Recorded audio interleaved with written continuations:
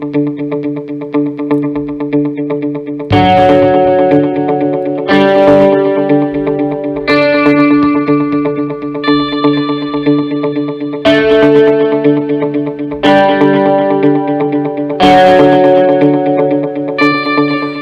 back, everybody. It's time once again for another episode of Health Talks with Dr. Trinh. The one show, the only show that shows you the path to a healthier life. One conversation at a time. Welcome back, or should I say one neuron at a time. We're going to talk about memory today here. Is that right, Dr. Trinh? We are. You sound a little muffled, Paul. Do I? Okay. A little muffled, Craig? Yeah, he sounds like he's clipping. Clipping, all right. Well, we'll see if that's any better there. How's that? A little better. I suppose. All right, I'll let you do most of the talking. Well, go ahead. Awesome. Yeah. Welcome. I'm excited to bring on a good friend, Professor Craig Stark at UC Irvine here, Department of Neurobiology. Is that right, Craig? Yep, Neurobiology and Behavior. Excellent. And so we met actually over dinner at I think it was right before the pandemic closed everything. Was it Segerstrom? At the New Year Festival. New Year Festival, yeah, that's right. And so Paul, this is something interesting. I grew up as a gamer. Did you? I didn't know that. I think actually you talked about it a little bit. Yeah. So I grew up with originally, I think it was Doom and Duke Nukem, and remember all that, Craig? Oh yeah. Is that 1990s? I'm trying to remember. And then I advanced on to other games, World Warcraft, and then I upgraded myself to StarCraft, and then World of Warcraft, and the later games would be like League of Legends and Minecraft and all that. And as a matter of fact, when I was in high school and junior high, I would save up my lunch money and skip lunch, because I would have lunch was $1 back then, back especially junior high time. I would skip lunch because I had 4 quarters. That allowed me 4 games at the local arcade walking home. Wow. Yeah. And then when I met Craig, he was telling me that playing games could actually be beneficial for your brain and your memory and all that. And I was just kind of blown away, because I've always told my son, you're playing too many games. Yeah, right. What did your parents think, or your mom think of you playing video games? Probably not much. Well, I played the arcade games walking home, so they didn't quite know that I didn't eat lunch. So now I will note here, of course, that you're chastising your kid for doing exactly what you were doing as a kid. So yeah. Just making sure that wasn't lost on the listener here. It wasn't lost. Yes, the hypocrisy of it all. Absolutely. And so so this is amazing what Professor Craig's doing here at UC Irvine, and I wanted to bring him on to share about his projects. All right, so tell us what your projects are. What's your specialty, and what are you doing at UCI? So I've been studying how memory works for the last several decades, and how different brain structures are involved in memory, what they do, and then it started turning into how do they change with age, and how can we tell aging from something like dementia, something like Alzheimer's disease. And you do research like this long enough, and you're giving talks on it over and over again, and your hair starts getting a little white in it and this kind of thing. Oh, sorry, my beard, because I'm bald. You start wondering, is there anything I can do about this? Because so many of the things you start looking at, the answer is it just gets worse with age. So we started to try to think, is there anything that we can actually do? And I'm in a department of neurobiology. And so we try to think about a lot of mechanisms, and there are things out there that we know in animal models. So people studying mice and rats and this kind of thing, there are things that we know in them actually do wonders for these structures in the brain, like the hippocampus, and improve the memory and all this kind of thing. And the question was, could we apply any of what we've learned there actually to us? And the big idea was to use something called environmental enrichment. Basic idea is, if you take animals, if you take mice or something like this, and you have them in a typical sort of laboratory environment, which means you've got maybe 2, 4 of them or whatever in a cage, and there you go, that's about it. You know, that's not a very rich environment. Now, we may want to call that impoverished instead of normal, but the enriched one, then, it's a bigger cage. They have places to, to explore in here, maybe a running wheel, toys, all sorts of things. I mean, if you've been to a zoo in the last 15, 20 years, you've also seen, again, they give the animals all sorts of things, and they call this enrichment. Mm-hmm. And it does all sorts of great things. You can see behaviorally, they do a number of things better. You give them things like memory tests, they do better. You look inside the brain and you see inside the hippocampus itself, there are increased numbers of new neurons born into this one portion of the hippocampus, one of the only 2 spots that it happens in the adult, in any case, called neurogenesis. You see these things like brain-derived neurotrophic factor that does wonders for all the neurons around, increased levels of that. You have a lot of things like this that go on, and again, they do better. So we see this time and time and time again. Does that apply to us? So could we do an environmental enrichment in us? And if so, how could we actually do that? And that's then where this research on using games really came in. So before you go too deep into that, one of the things Dr. Trinh has talked about before is finding memory loss, cognitive decline early. Yeah. Get to it early. And I asked the hard question in a couple of these sessions, so what? So my brain's deteriorating. That's scary. I'm glad you told me, but there's nothing I can do to stop this. I've been told. And that's the idea, that maybe there's something we can do. Now, whether it's going to stop it, whether it's going to slow it, whether it's going to cover it up, for a little bit, at the end of the day, if you're doing better, you're doing better. And we've now been able to see in 5 published studies that, yeah, we can actually make your memory better.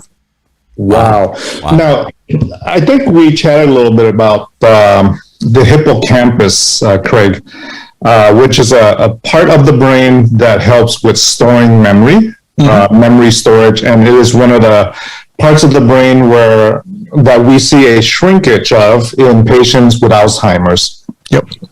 Do you know if playing games affect the hippocampus in any way? Has that been looked at yet? So what we know now is that playing games will affect the kind of the memory that is really sensitive to functioning of the hippocampus. Mm-hmm. And it doesn't affect kinds of memory that aren't, tied to the hippocampus. We still don't have the kind of the smoking gun to be able to point at and be able to say that, yeah, we can really see the change, using MRI imaging or something like that inside there. I have a little bit of data that points in that direction, but it's been one of these things. I want to have a more solid story before I go and actually, put some of that stuff out. There's some tantalizing data on it, but really at the end of the day, it comes down to, we know that we can make memory that requires the hippocampus better. That's the thing that changes. So in some ways, we have an indirect way of being able to say, yeah, the hippocampus is working better. And what does that mean in terms of results? Does my memory improve? Does my dementia diminish? So let me, the quick view as to what the hippocampus does, in your day-to-day life. If you even think about what is memory, well, what do you think memory is? I forgot. No, that's the obvious joke. Set you up there. Right. But we think about, when people use the term memory, they try to think about things like, can I remember what I did yesterday? Can I remember the name of somebody that I met before, and this kind of thing? And so you're really trying to call back some event, episode. We call it episodic memory. And that's the kind of thing that the hippocampus is really involved in. So your ability to actually remember day-to-day events, facts and events, episodes in your life. There are a lot of other kinds of memory. So things like how to ride a bicycle, how to talk, how to walk, any of these things. You weren't born knowing how to do them. You had to actually learn them. So it really is memory. But we put that aside for the moment here. That kind of thing that people think about as memory, that is what the hippocampus is doing. It holds on to stuff and it tries to hang on to it so that if you keep using it in life, it gets incorporated sort of elsewhere in a permanent kind of way, but it'll hold on to it for hours, days, weeks, months, even years, as your brain sort of really figures out, is this something that needs to be held on to permanently? And talk about the difference. I just want to get this kind of explanation out on the table here, because I don't really understand the difference between short-term memory and long-term memory. I mean, I guess I do. Short-term memory is something I did this morning and then I forget about it tomorrow, but my brain held on to it importantly for some period of time. What's the difference between the two, and when do you move from short-term to long-term? So, okay, this is a really, really common question, and I'm kind of laughing over here because it's even one that researchers, depending upon the kind of research you do, you have wildly different definitions for this. Okay. So in sort of general, lay use of the term, then you're talking about things like, minutes, hours, maybe a day or whatever they sort of call short term. And then longer term, you're talking about things like in that, weeks, months, years. Now, researchers who work on humans, short-term memory is on the order of several seconds, maybe 30 seconds or whatever, and you're actively thinking about it, and long-term is anything after that. So you can have long-term memory involved inside of 30 seconds. But if you're talking about researchers who work in animal models, actually short-term memory is then on the order of minutes, and long-term is anything. It's a hopeless set of, the problem is that there are really dozens of different mechanisms going on here, and we're trying to stick a simple label of short versus long, and it really doesn't actually apply. Because the only reason I bring this up, and Dr. Trinh can talk about this, I'll shut up for a second, is I've seen in my own life when my mother developed dementia, she could remember things from years ago, but she couldn't remember what happened 5 minutes ago. Exactly. And so that kind of thing, that is the hippocampus. Because to remember 5 minutes ago, you have to have had your hippocampus hold on to this information, quickly adjust some strengths and everything inside of it to be able to hang on to that. And in dementia, hippocampus and its adjacent structures are ground zero.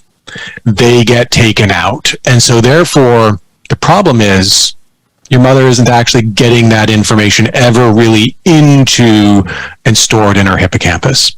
I've worked with a number of amnesic patients. So if you've seen the movie, there was a movie like the 90s, Memento, great demonstration of it. But also Dory in Finding Nemo is a really good amnesic patient. She can't remember what happened. If she gets distracted, she'll forget. So these amnesic patients could be telling you a story, and the end of the story would remind them of the beginning of the story, and they could even just loop and tell it again. And you see that sometimes in dementia and everything as well.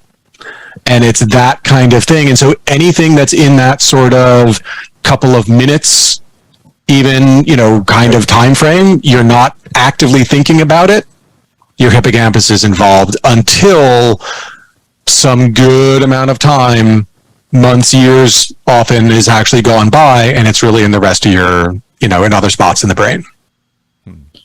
Interesting. So if your hippocampus is not functioning well, that short-term memory doesn't solidify. Exactly. Yeah, to long-term memory. Or it sounds like, or gets stored somewhere else. How and where do you store memories? Yeah, so the easy answer is that memory is stored in the strengths of the connections between neurons. So your brain has, somewhere between 10 and 100 billion neurons, and they all make connections to a bunch of other neurons, maybe on average about 1,000, but huge range on that. And memory is stored as the strengths of the connections between them in a massive, massive, massive neural network here. And so when something new happens, you're tweaking the connections. And this tweaking is going on all the time. the hippocampus is involved in one kind of memory, but also really throughout the brain, this kind of tweaking is going on. As you're listening to my voice, actually in the auditory cortex here of your brain, it's slightly tweaking to be able to hear me a little bit better. If you've ever encountered somebody with an accent, initially you're like, yeah, this is kind of tough to understand and that kind of thing. But sometimes after even 5, 10, 15 minutes, okay, you've gotten better at it. You've picked up on a bunch here. Well, this is a lot that's going on in terms of tweaking actually the low-level processing. So I see that with my experiences change the way you see and hear the world literally. I see that with my 2-year-old grandson who isn't really talking yet, words here or there. And first, it's unintelligible, and then the more time I spend with him, I can sort of pick up what he's saying. I can start to understand what he's saying. Yeah. Yep. Would you say that each memory would be like a specific pattern of connections? So exactly. My memory of dinner last night is this pattern of connections over here with these set of brain cells, and my memory of breakfast this morning could be this pattern over here with these specific connections of these brain cells. And here's one of the really neat things. You're absolutely right that it's these pattern of connections. And in a lot of the brain, they try to have that pattern so that similar events are using overlapping neurons and connections. And so this leads to some really cool things that you can have a new experience and still be able to deal with it. Or I can give you something that's not a word. TELF. Try to pronounce that. TELF. TELF? Yeah. Everybody's going to come up with something like TELF. All right. You've never had this before, but your brain can generalize and take things that it knows. And you weren't saying like, well, wait a minute, I've seen a T before, and a T makes a T sound, and then here with this, it makes it. You can just go and read that. All right. So a lot of the brain works on this kind of thing. Similar stuff has similar representations, so you can generalize, and it's great. The hippocampus does the exact opposite. What it does is it says, okay, we're going to take these similar things and we're going to make sure that they are represented as differently as possible. We call this pattern separation. And it does this specifically so that you can learn things quickly. Because if you try to have something that is new, but if I told you right now, I'm sorry, that's not pronounced TELF, it's pronounced luxury yacht. Sorry to call back to an ancient Monty Python sketch for any of the listeners out there. If I tell you something like this, it's very, very different. It seems kind of wrong, but you say, okay, no, fine, that's pronounced luxury yacht. All right. You have to overcome all of that stuff that normally would have told you, no, it's pronounced TELF. And you want to get it so learning that it means luxury yacht or it's pronounced luxury yacht doesn't overwrite a whole bunch of other things. So if I give you DELF, you can say DELF again still and not have to say that, I don't know, maybe that's canoe or something stupid like that because he's kind of weird. So on this kind of thing, the hippocampus intentionally goes and makes things represented in very, very different ways. So then when it goes and quickly changes the strengths of the connection between a bunch of neurons, it's not overwriting a whole bunch of stuff that it already knows. So let me see if I understand this correctly. Let me see if I'm hearing you correctly. You're not just trying to put it into some pattern that's already been in my head here. You're saying that the brain doesn't have, like a computer, a hard drive, a separate space where it just stores stuff. Because that was my impression always. Right. And therefore, if you get your head banged or you have a head injury, just like if I dropped my computer, that hard drive crashes. And that's where I've lost the data. You're saying the data resides in the connections and not in some central storage unit. And in fact, you have multiple memory systems that are really designed and tuned for different jobs. You have one memory system or mechanism that lets you hold on. Somebody gives you a phone number and you need to repeat it to yourself as you're trying to actively hold on to it. This immediate kind of memory. You got one of those. You also have this thing that's out of that permanent store of facts and events. Yeah, but you also have this hippocampus that's kind of shortish midterm store of facts and events. You have systems that are getting it so you remember how to ride a bike, and they all operate by different rules and different kinds of properties. But you know what? Your computer does that too. Because not only do you have your hard drive, or hopefully by now an SSD or something like that, but you got your RAM. Okay, and so that's a much faster sort of thing. But you also, and if you turn it off, it goes away. In some ways, that's kind of like a hippocampus here. But you also have inside your main CPU there are these caches that are really, really fast and that kind of deal, but a really small kind of setup. That's a lot like this immediate and working memory. And then, right, so we have a lot of different memory systems. It's not just one thing. And that's why you can have something like someone with dementia who can still remember old stuff, can't remember what happened a day ago, but can remember old stuff. But also you can actually teach them new skills, teach them how to swing a golf club or something like that. They may never not remember that you've been trying to teach them that for the last year, but they can actually still be learning these things at a normal rate. So I'll give you another interesting example that you can dissect here. So prior to my mother developing Parkinson's and developing dementia, she was one of the only people I've ever heard of struck by lightning and lived. And her brain and her personality was immediately and forever changed by that experience. And nobody could ever really explain how or why, except that her brain had been hit with this high voltage energy and somehow had scrambled something in her mind. Yeah. Yeah, and exactly what that does, well, it's kind of a tough thing for us to study. You know, you don't get people to sign up for those experiments too often. Oh, they said everybody dies when they get hit by lightning, so she was one of the few to live, yeah. Exactly, and also it's like, where was she actually struck? And maybe if she was struck directly in the head, that would be different than if, you know, somebody were hit in the arm or something like this. And so... Yeah. She was actually holding a phone in an ungrounded building. And it hit the building, came through the phone, and she had the phone and literally knocked her across the room. She was with some other people, and they thought somebody had been shot or something. It sounded like that kind of gun going off. And the phone was melted, and she lived. Wow. Yeah. I mean, I remember as a kid, those things like, oh, it's a thunderstorm, don't be on the phone. Yeah. And that's why. That's exactly what happened. All right. So one of the things they taught her to do, and she went to all sorts of, this is back in Michigan, the University of Michigan, and this is back in the 80s or something, the best minds that my dad could find. One of the things they had her do was what they called multimodality learning. If she wanted to learn something, she had to say it, she had to read it. She had to read it first and then say it out loud. And the more ways she could do it, if she could read it and then speak it immediately and then do something else with it, the more things she used to get this into her brain, the more likely it would stick. Was she making multiple pathways? Is that what you're doing when you do that? Yeah, and that helps in helps actually in a bunch of ways. And for any listeners out there, you don't have to be struck by lightning for this to be an appropriate kind of deal. This is great for all of us. And at the beginning of a lot of my courses, I say, okay, here's how you can ace this course.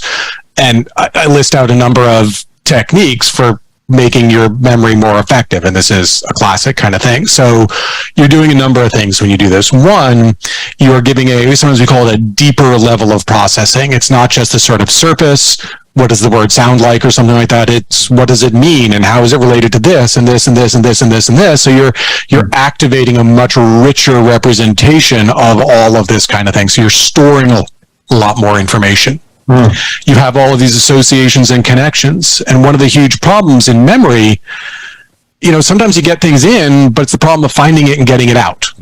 We've all had that feeling. In fact, the scientific term for this is the tip of the tongue phenomenon. And seriously, in papers, it's called TOT, tip of tongue. Okay.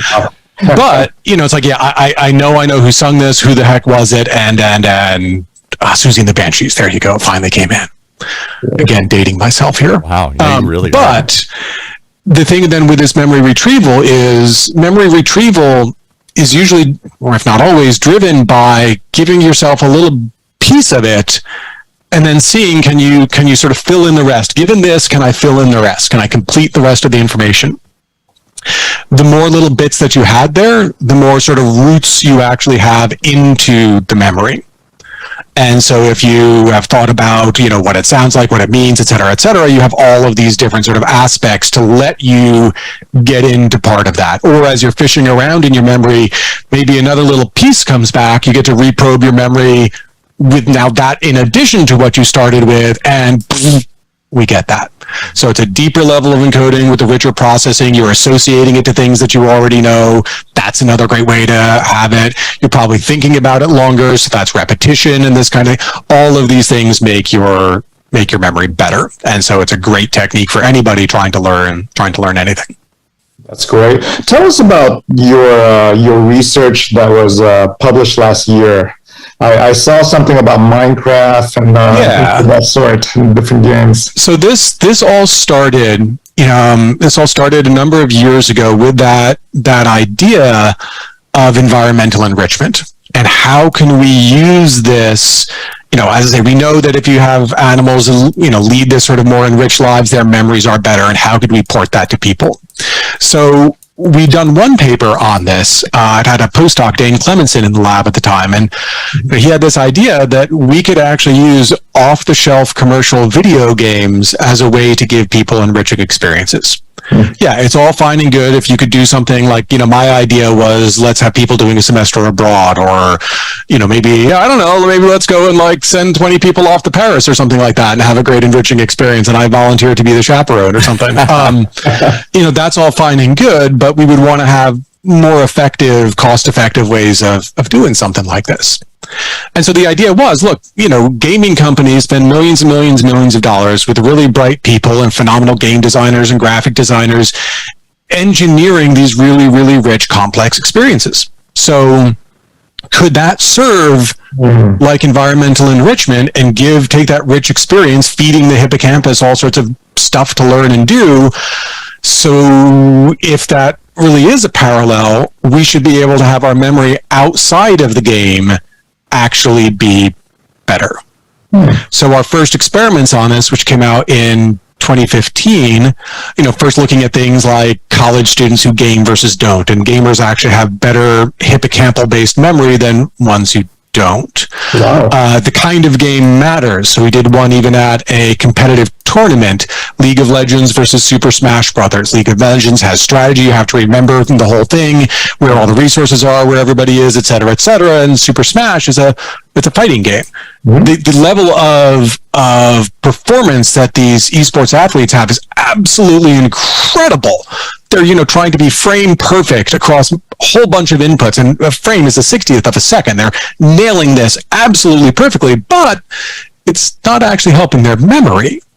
And then finally, we'd done a thing where we took non-gamers and we said, okay, look, we're going to have them play a half hour a day for 2 weeks, and we're going to then see, depending upon what we're doing here, either doing nothing or having a simple game like Angry Birds, or a game that actually puts you into a bit of a 3D world and gives you exploration and stuff to, do and that kind of thing. We did Super Mario 3D World. We found that actually, if you look before and after, if you're playing something like Angry Birds, it has absolutely no effect. But if you play something like Super Mario 3D World, it actually improves your memory.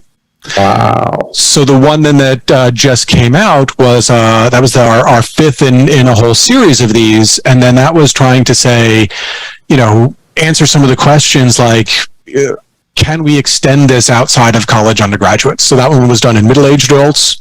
We've also done older adults. We've done, as I say, Super Mario 3D World. We've used Minecraft as a way to actually control the experience and see how much of it is learning how to build things inside Minecraft versus the exploration versus, so can we control the world to let us understand what's really driving this effect? And we have even taken it outside of games and done a real world version of it as well.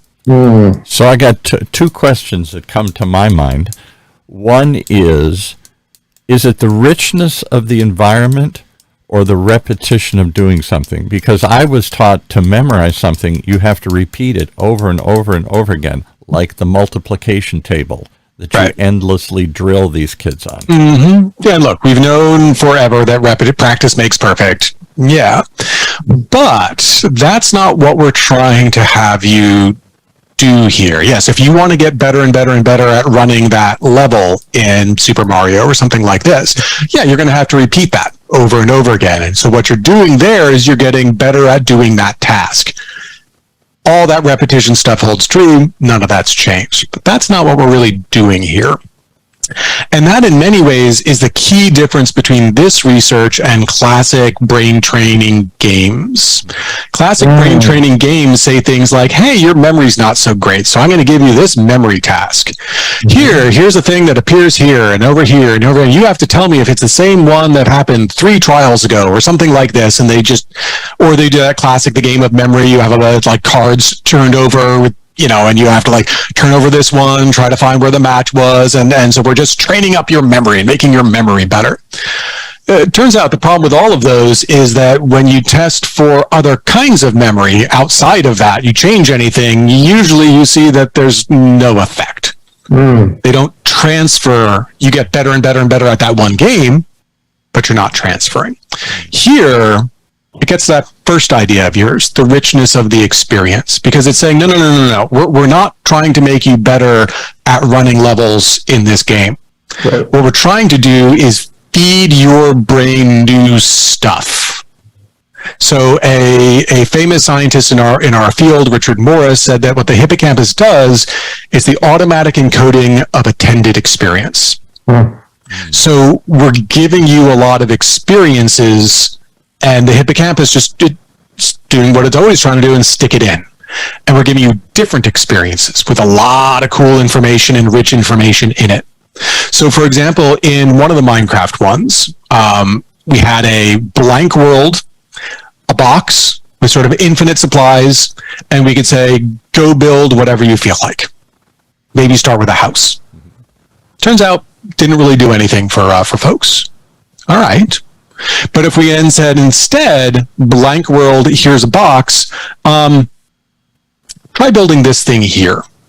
All right, we can even give you some instructions to do it. And then after you've done that, here's a tougher one. Try doing this. How about this? How about this? How about this? And each time it's pushing you to do more and more complex stuff. Oh, now it actually improves your memory.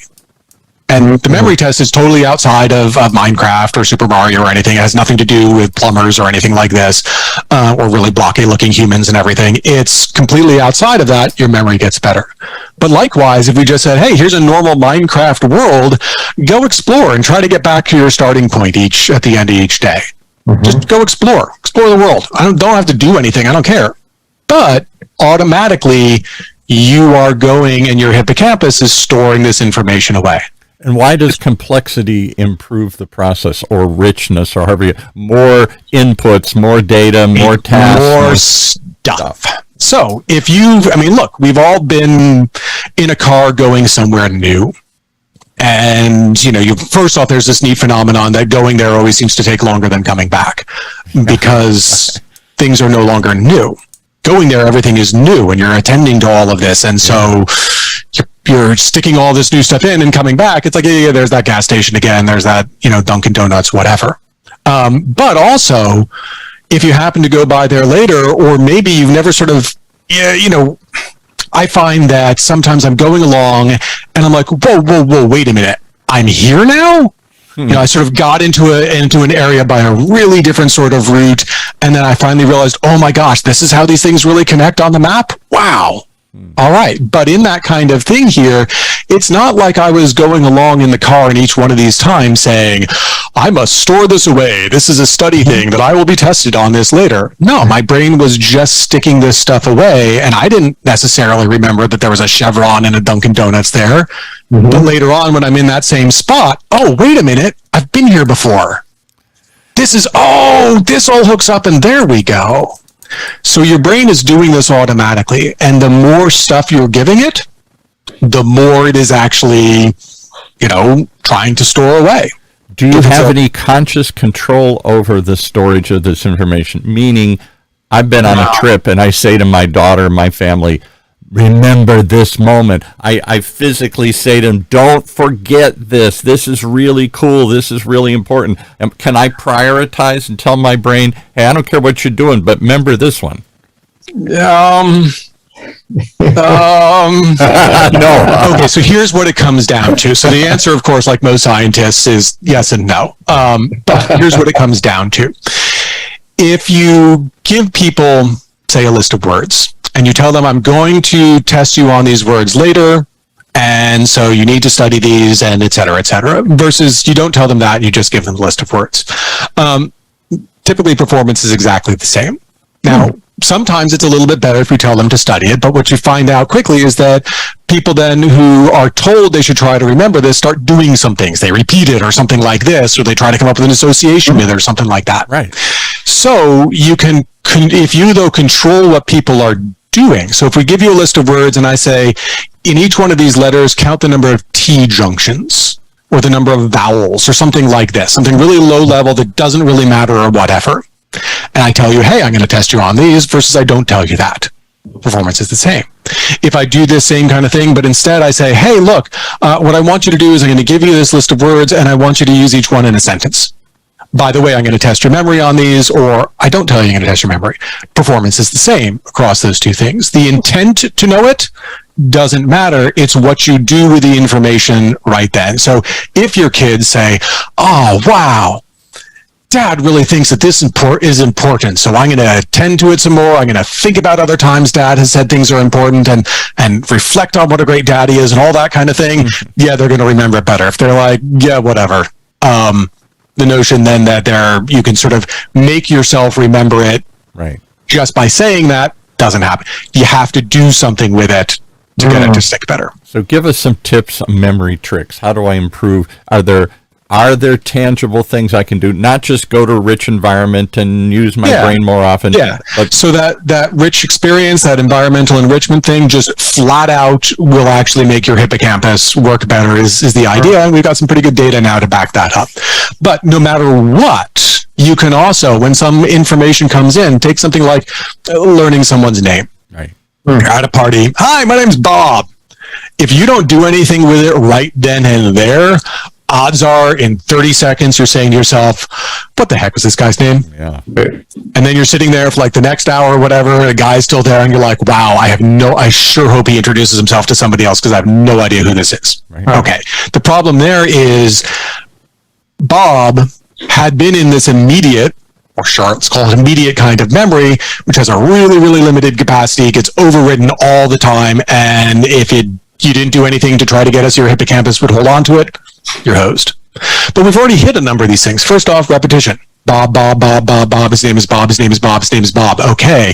Now then, let me just try actually using it myself here. Different sort of modality and all that kind of thing, generating it. And so, hey, so Bob, what kind of line of work are you in? Or something like that, Bob. Was it a really good line of work, Bob? And okay, so now then not only are we repeating it, we are spacing it out. And you can also then do some things like, we've talked about coming up with associations, that the whole thing, like come up with a mental image. I can imagine him sitting on a surfboard, bobbing up and down in the waves, I don't know, singing Bob, Bob, Bob, Bob, Bob, Moran or something like that. All right, so now I have all of this kind of richness tied to it. I've repeated it multiple times. I've spaced it out. I've tied it with other things I know and all of that. Now then I can go and at the end here, hey, great to see you, Bob. All right, again, I've had another one of those repetitions and spaced out. Right. We know this spacing has a huge effect in this kind of thing, so it works. So and when you find people who are good with names, they'll tell you, well, of course I do something like that. So, Craig, I had a few meetings this past week with administrators of skilled nursing homes, assisted livings, and retirement centers. With your research at UCI on gaming and showing that it improves memory, what are your thoughts about gaming rooms? Yeah. In these locations where seniors are retired and there's nothing to do all day. What if we put a few arcade games in there? So that, I think that's actually, if done properly and really thinking about the target audience there in terms of picking out the games, I think that's a phenomenal idea. Because when we think about this, look, as people are getting older and certainly as they're getting into early stages of dementia perhaps and memory loss and this kind of thing, very often their world shrinks. Yes. They don't see their friends as much, and we know that social aspect has a huge protective factor, and that's a lot of rich experience stuff. And they're not seeking out new things. They're not traveling anymore. They're not. And so they're not only is their system getting worse, but now by not feeding themselves new information all of the time, it's a double whammy. and sort of then leads to a positive feedback loop. So if we could have something, now again, it would have to be the right kinds of games. You can't just go and say, hey, grandma, here's a keyboard and mouse, and, here's Duke Nukem even, or something like that. So yeah, it won't be Call of Duty. It won't be that. No. Yeah, no. But there are a lot of games that are much more just free, open exploration, very simple kind of controls. There's a reason why we picked Super Mario 3D World. Because if you think about it, for one, you don't have the sort of violent aspect that a lot of people get worried about, and that's a whole nother set of conversations. But a second aspect is this is a game that's designed for little kids to be able to play, really, really young kids to be able to play, all the way up through teenagers and adults. Will still find value and fun and everything in it. And some of them will also have things like, oh, okay, you seem to be stuck. Here's the path, and it'll highlight and this kind of thing, and some of the more updated ones and everything on it. I just played the game Stray. It's a very, very, the controls are very simple. You're a cat, and you're exploring a world. And so, but it's giving this rich kind of experience and everything here. And so things like this actually could be mapped fairly easily. So if you think about the game, what it requires, it can't need very rapid, precise timing and all of this kind of thing. All right. I think it'd be great. And it's a great thing to try. Here's a question somebody just asked on Twitter here through our feed here. Is there a difference between pleasure and pain? Do you remember one more than the other? Some people saying if you make it pleasurable, you'll never forget it. And there's some people, the great Buddha, I think, was quoted as saying you'll remember one bad thing more than you will 10 good things. Is that true? So we have a structure right next to the hippocampus called the amygdala. And, the amygdala, you can characterize it as involved in the F's. Fear, fight, or flight, procreation. That's the F that goes to that one. Yeah, right. Right. And so each of these things, the point of it in many ways is to be able to highlight a memory and be able to say that right there, remember that. Yeah, right. Exactly. And so it gets it so that the hippocampus and other structures actually then store the information better. So yeah, obviously a fearful kind of thing or a pain sort of thing, if you do something and it hurts you badly, remember, don't do that again. Don't touch that stove. And that's a very, very powerful kind of thing. The pleasure ones, however, if you are, if you are hungry and you find food, if you are thirsty and you find water, those things also get it. Look, they give the little dopamine hit and this kind of deal. Drugs of abuse take that pleasure angle and the dopamine hit from it and get it so that those memories are insanely well laid down and incredibly difficult to actually go and overcome. And this is one of the real mechanisms of drug abuse, is that it's leading to these incredibly well burned in habits, even in just a, sometimes a very few number of episodes. So both of them do work. It is often easier to have that pain one go and trigger that sort of response. In particular in our lives right now, most of us don't have to deal then with I can't get food. There certainly are some. Right. And then when you find someone that got you food, okay, how did I do that? That worked. So pleasure, pain will amplify an experience through the amygdala and make it prioritized. Amygdala, isn't the amygdala kind of like the security guard, like your security guard to protect your mind and your body against potential, harmful experiences? It's kind of like the fight or flight. It's got that fight and flight, but it also's got that procreation. So if you stick somebody inside of a MRI scanner and you show like happy faces and angry faces and this kind of thing, you can get the amygdala to line up. You have a pain response or whatever kind of thing, and sorrow. You show people like sad movies. You show people pornography. That that amygdala lights up like crazy. Not my studies, but yeah.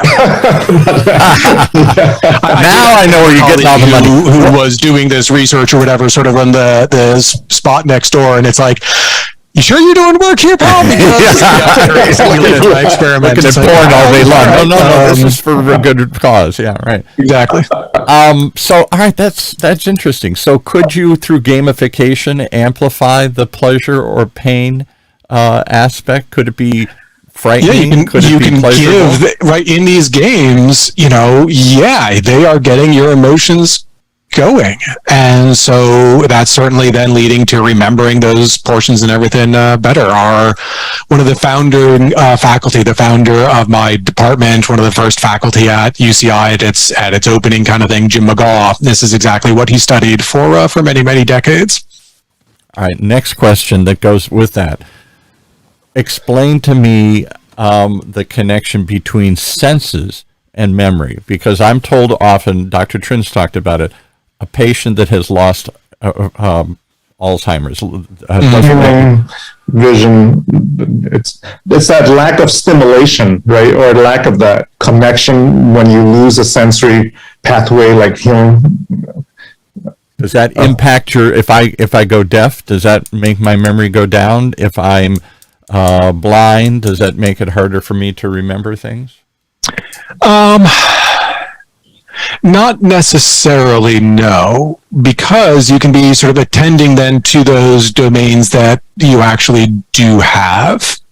And so then there's, some of the classic stuff, and it's debated a little bit in terms of exactly how much this is true in terms of, does a blind person have better hearing? Right. And this kind of thing. At the very least, they're certainly attending to information coming in from those domains that they still do have a lot more. And so very often making sort of distinctions and having more rich information that's getting encoded and everything from that. So no, it's not, certainly your ability to remember, like, shades of blue, if you have been blind from birth, well, that's a pretty obvious one that's going to be a little bit of a challenge for you. But, in and of itself, just sort of losing a domain won't necessarily make, your raw memory and everything any worse. But it would seem if you are having a progressive disease that's going on here, and that's then what's leading to these, if you're having strokes, if you're having a number of things that are leading to all sorts of damage throughout the brain, well, yeah, you've got damage that's going on throughout the brain, and that's going to be having a lot of effects. Because Dr. Trinh talked about it in an earlier episode, and I thought this had some, anecdotally in my life, as my father lost his hearing, he talked less, he listened less, and he seemed to shut down more. And I can't prove that was tied to his cognitive decline, but it certainly went hand in hand with it. It absolutely, but a lot of the things we need to pick apart here as researchers was it the hearing that was leading to that? Well, certainly talking less and engaging less with other people, yeah, it absolutely could be, because if he can't partake in the conversation, then he's not and all of those things. Absolutely, that's a real thing. At the same time, it could also be that, well, as we're aging, our hearing gets worse, and all of these other things happen as a function of the aging. So we always try to see how much of is one and how much is the other. Look, your hair gets whiter. Do we think it's the white hair that makes it so that your memory is worse? Well, probably not. So, but look, as the hearing is leading to less engagement in conversations, less engagement with people, and all of that, then that obviously is then factoring into this, that way quite clearly. Yep. So what about the other connection that I think is strange between a memory and a sense trigger? Something I had forgotten. I smell something that I hadn't smelled in 20 years, and all of a sudden I get this overwhelming memory that comes back when I first smelled it. I'll give you a classic example, a weird one. After my father died, he used to take me to the ball game in Detroit, and they had these real strong smelling hot dogs in Detroit, Coney dogs. And I went to a restaurant out in the desert where he lived that specialized in Detroit food. I don't know, can't be two of those in California. And he brought me this. I said, well, I got to have one of those old Coney dogs, and they fly them in from Detroit and everything. The minute I smelled it, I started crying. And I was overwhelmed by this. And now I'd lost my father, so maybe that invoked that. But this feeling of Oh my God, just smelling that thing brought back memories that I had forgotten about. Yeah, exactly. So what you're doing is you're giving a cue, a part of the memory there, and it's giving that retrieval. And one of the cool things is, it's people use smell here as the standard for all of this, in part because in our day-to-day world, we don't really experience it a lot with smells. A number of animals do. Mm-hmm. We don't. Yeah. And so that so visually, like, look, we see tons and tons and tons of faces every day. And so there isn't that really unique standout kind of thing. If you only ever saw, one face a day or one face every couple of weeks or something like this, and all of a sudden, maybe that actually would be such a powerful kind of cue. But with smells, they're the day-to-day kinds of things, and there really isn't very much. We're not so driven by it, but there are certainly very distinct, unique kinds of things. And for you here, that smell is tied to a particular place and time. Yeah, right. Go into the ballpark there, and that's what it's tied to, period. You haven't had those hot dogs come up all throughout the rest of your life. Because if, for example, if you did, if basically it smelled the same as like any cookout hot dog or whatever kind of thing, and it wouldn't have had then that same kind of trigger, because that smell is now tagged to thousands of different kinds of memories or whatever. Right. But right now, that smell tied to the one thing, and that's it. And the same thing with music. Dr. Trinch talked about Yeah. where the people are music therapists, where they get people who can't communicate, have lost all memory, and yet they can sing a song suddenly that they sang as a child. Yeah, so I just got back into listening to a group that I listened to a bunch in high school, and when I would first start putting it on, I went straight back and I remembered the guy. It was just sort of like acquaintance, a classmate kind of thing, but he was massively into this band. The band is Yes, and he would go and he's like, Christopher Squire, and he'd like air guitar and all this kind of thing, and then I went straight back to that just listening to it, because, and again, I hadn't heard the music and everything in a good long time, and certainly a little bit since then, but it was so tied to that moment and place. But there is another aspect in all of this that we have to not lose sight of.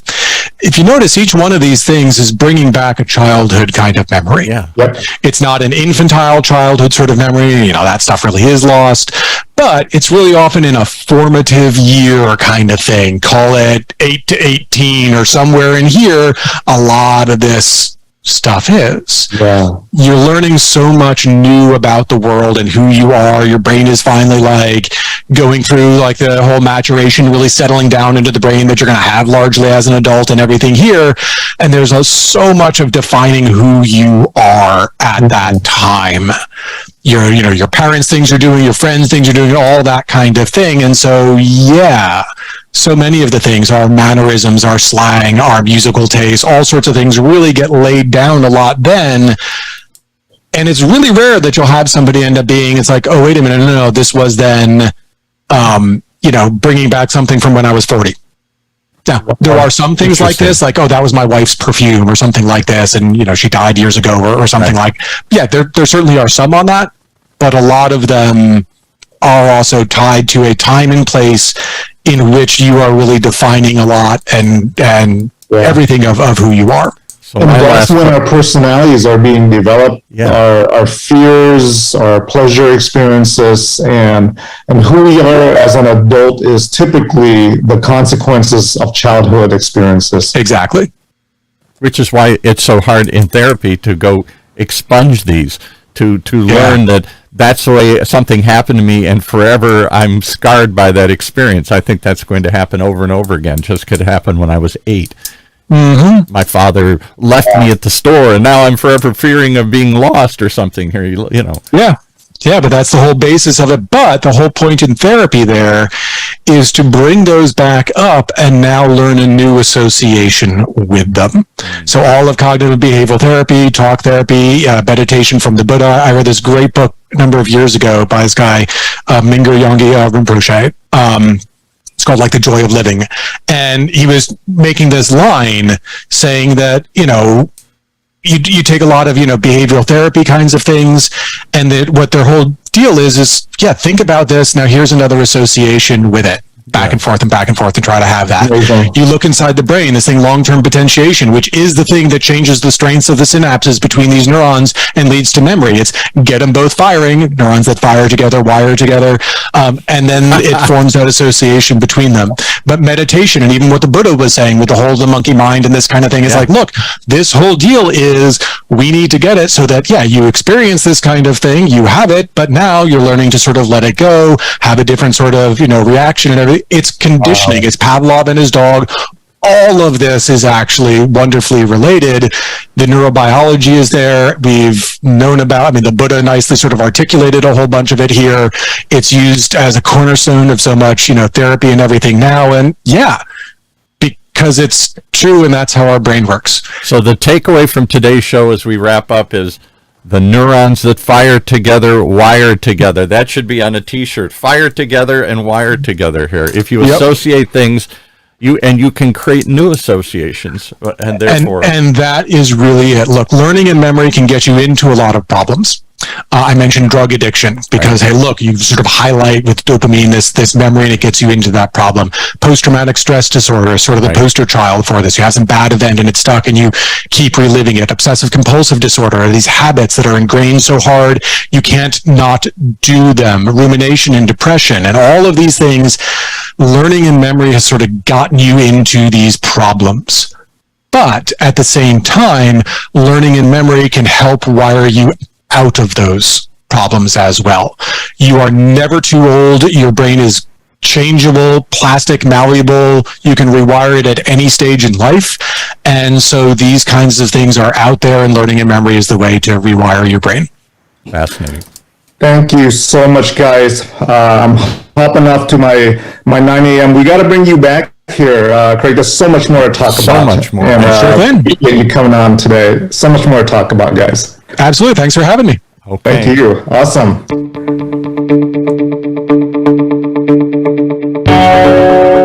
Well, there you have it. One more reason. You got to tune in each and every time because you can rewire your brain, apparently. Stuff you only hear right on Health Talks here at UCI's Health Talks with Dr. Trinh. Streaming live from our studios here at the University of California, Irvine's Beal Applied Innovation Center.